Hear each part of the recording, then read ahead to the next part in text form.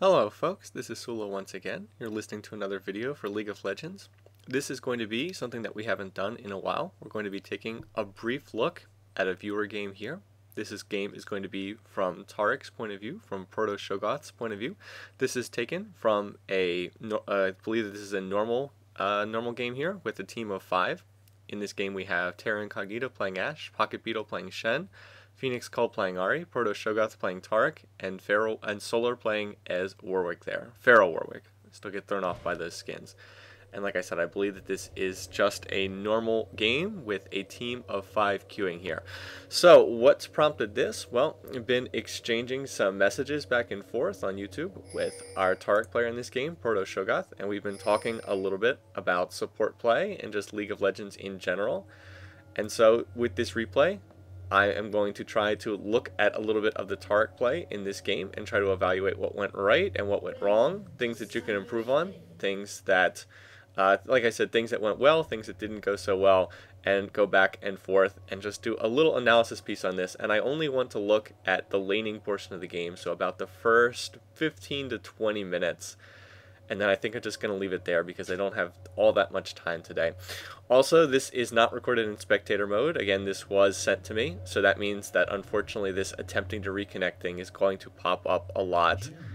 And like I said, there's not a lot I can do about that. So anyway, let's talk about this laning matchup first of all. I don't want to hear that spam/taunt, whatever. Let's talk about this laning matchup. So, I don't know if this was a draft pick game or just a standard normal game, so I don't know if this was counter-picked or not or anything like that. Anyway, let's talk about this matchup. This is an Ashe... And people just stop the /taunt. Anyway, this is an Ashe Taric lane versus a...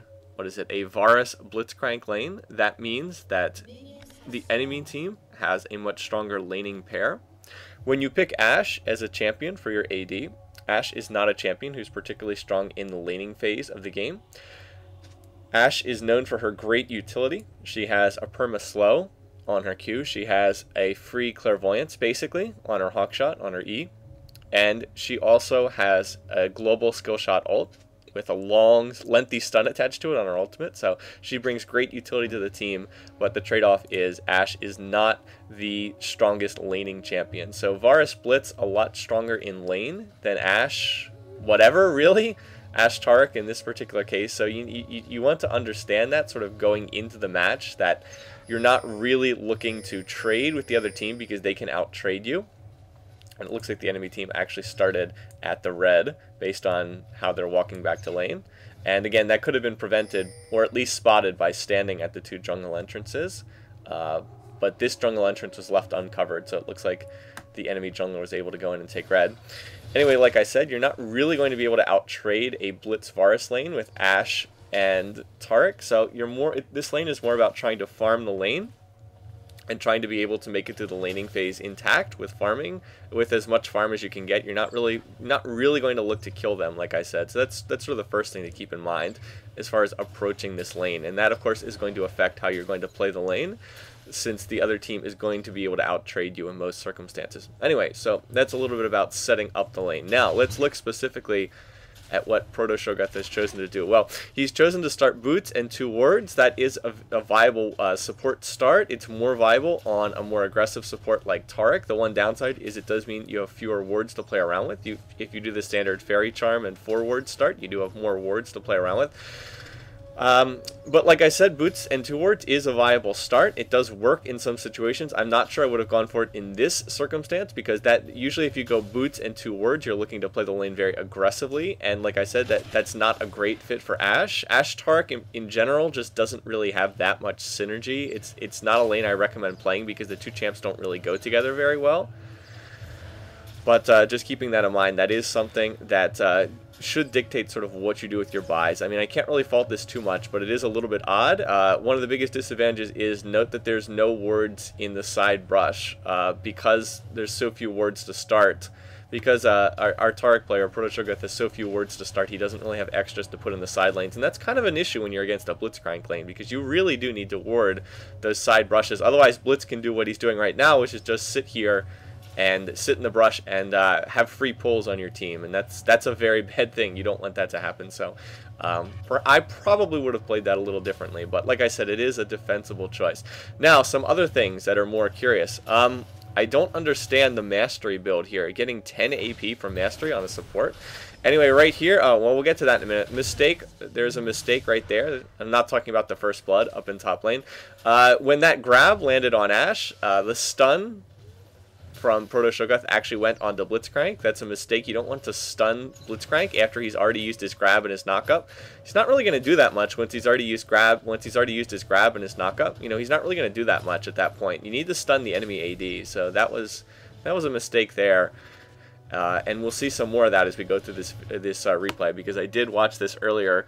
Varys Nox and I watched this earlier and tried to spot some of the mistakes. But anyway, you don't want to be stunning the AD in most cases if you're playing as Taric, not the enemy support. You don't really want to use your support on that.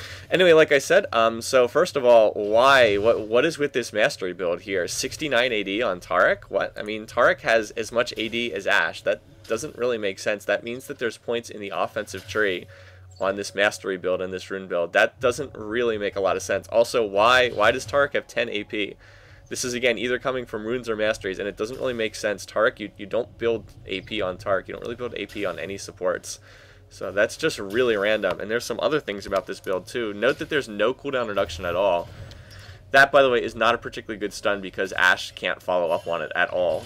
Like, if Ashe is not in a position to follow up on the stun, you're just kind of wasting your mana. But my point here is I don't get why there's no cooldown reduction. You can get 6% for free in the utility tree. Even if you go, you can also opt to go defensive spec, but and even if you do that, you can get the cooldown per level. You'd have at least like 2 or 3% from that, something like that. But just to have no cooldown reduction at all when you can get it completely for free through masteries doesn't really make sense. Supports always want to emphasize cooldown reduction, so that is a very curious change. Yeah, I don't know what is going on. Anyway, right here, so there's the knock up the pull. Where's the stun going to go? Stun goes on to Blitz. Again, that's a mistake. You don't want to stun Blitz right there. He's already hit his pull. He's already hit his knockup. He's not the dangerous one. Varus is the dangerous one. Varus is the enemy AD. In that situation, you have to stun the enemy AD if you're playing as Taric. So that's a fairly substantial mistake in that little fight there. This Varus has not played aggressively at all. Neither has the Blitz particularly. If anything, this is one of the more passive Blitzcranks I've ever seen. He's been pretty content not to do much for most of the game. So that is a very real mistake, and it's something we've seen. Again, here comes the pull. Varus, again, the stun needs to go on to Varus. There it is. That's much better, using the stun on Varus. But notice what we see here. The exhaust did not go onto Varus. The exhaust went onto Blitzcrank. Again, there's no reason to use your exhaust on Blitzcrank in that situation. Again, you need to exhaust the enemy AD. They could have killed Terra Incognita's Ashe so easily there if they had played it right. And that really, really should have been a kill, but the enemy team did not play it very well at all. But in any case, when you're playing support, you can only really influence your own play. And that was a pretty serious mistake right there. Again, using the exhaust on Blitzcrank and not Varus there is a pretty substantial mistake, because Blitzcrank, once he uses his pull, once he uses his knockup, he's not really going to do that much. I mean, that's why he's dangerous. He has all that crowd control, but once he uses, you know, his 2 crowd control skills, he's not really going to do that much. His auto attacks are not really that scary. Not really. This Blitz has got a weird build too. I don't know why he has 12 AP. That's a little bit strange. I mean, look, but Varus has 85 AP, or AD, excuse me, and his skills are all going to scale off physical damage. So he's really the one that needs to be the focus in a situation like that. All right, anyway, now some other curious stuff. You might notice that Taric is level 5 right now. So he's going to be, you know, he has different skills to level up. He's going to want to start with Dazzle at level 1. Then put some points in your heal, put some points in your shatter. So as far as skilling Taric goes, you do want a point in your stun, your dazzle, your e-skill at level 1. Then after that, you can choose to max either your heal or your shatter, depending on how the lane is going. If you're dominating the lane, generally you max shatter because it allows you to be more offensive. If you're in trouble, if you're losing the lane, you put more points in your heal on your Q because it allows you to survive the lane better. So again, it depends on how the lane's going, how you're going to choose to give skilling priority. One thing you should never ever do under any circumstances though is this: 3 points in dazzle. You never ever ever max dazzle first on Taric. Never. The damage is terrible. It's a really, really low skill for the damage. It's just, the damage is terrible. You're not building AP because you're a support. You are not an AP Taric, you're a support, so there's no reason to level up this skill. You do not get a longer stun duration. It's a flat 1.5 seconds regardless. You don't get a longer stun for putting more points in it. This is just not the skill to level up, period. So I really don't understand what's going on in terms of this character build here.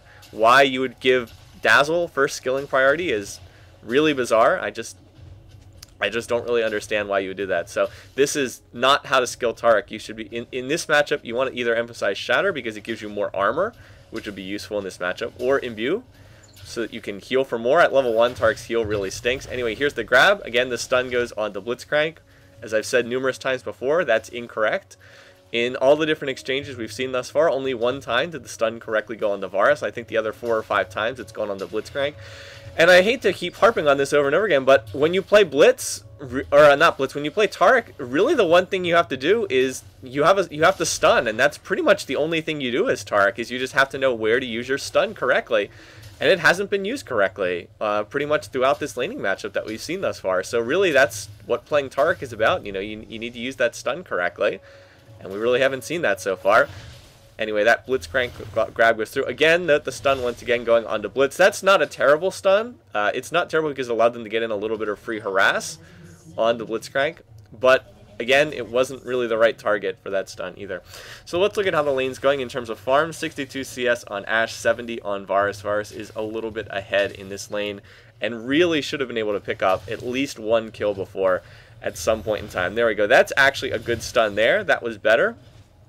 Unfortunately, Ashe wasn't quite able to follow up on it, but they did manage to get in some harass. Anyway, unfortunately, what that means is the stun is on cooldown for this fight here. Again, where does the exhaust go? On the Blitzcrank. Wrong target. Wrong place to put that stun. So, in that fight, wasn't able to stun the AD, and unfortunately wasn't able to get the exhaust on the AD either. Now, right here, what's going to happen? Varus, Nox, and I watched this, and we were like, oh, he's going to get dived. It's so obvious. There's a huge minion wave pushing. He's on low health. You just need to leave the tower immediately when you get that low because there's a creep wave pushing. So this is a very obvious kill here, and that's extremely easy to get picked off by Nautilus and Varus. Even if Nautilus had not come down there, the enemy Varus could have gotten that very easily just because there's a huge minion wave pushing. Now, if there were no minions near the tower, you might be okay, but when there's a big enemy minion wave pushing your tower and you're on, say, 20% health, you really can't stay at the tower because they're just going to initiate on you and dive you. So that was a pretty big mistake right there. And that means that the enemy, who ended up getting that kill, Nautilus or Varus? No, so Varus has gotten that kill. So Varus is now 2-0 in lane, and now he's really far ahead in lane. Not only is he ahead in CS, in minions killed. CS is creep slain, for anyone who's not familiar with that. Not only is Varus ahead in creep slain now, but he's got 2 kills, which means that he's way ahead in this lane. So that was, again, just a mistake there. Again, easier to see in retrospect, but you can't sit under the tower when you're on that low health. I mean, it just doesn't protect you. It's not going to help you in that situation. So, anyway, coming back to lane right now. So, this lane is not going particularly well thus far, but it's not, it's not totally lost yet. Ashe has had a chance to buy. She has her Berserker Greaves and Double Doran's Blades, whereas Varus has not gone back to buy after getting those kills. So, the lane is still relatively even. Oh, by the way, I mean, I'm just going to hope that was a misclick right there, because that's kind of sad right there. Anyway, also, there hasn't been any word coverage on the river for quite some time. So that was what allowed Nautilus to come down there and gank that. Anyway, we do have a Shen gank coming in, so let's watch and see how this is played. Again, where's the stun going to go on to from Taric right here? Where is it going to go? Okay, once again goes on the Blitzcrank. That's understandable. You can say we're just going to give up on going after... You could just say we're going to give up on going after Varus right there and just concentrate on Blitz. So can't fault that too much. It wasn't played that badly. Still, if you had been able to get the stun on Varus, you might have been able to get a double kill. I don't know. But like I said, it is a defensible choice right there to say we're just going to go for Blitzcrank and not bother trying to take the kill on the enemy AD. So anyway, that is just another thing here. Now, we do have a good call from the jungler. Pocket Beetle, playing as Jungle Shen in this game, is going to make the call to go for the dragon here, and that does make sense. Again, if the enemy team has wards, they could react, but again, mid's being shoved back, mid's being forced to be very defensive. Cole is winning this matchup, and we can't see the health bars, but Cole's going in right there, and he actually is going to pick up that kill. So nice job, Cole.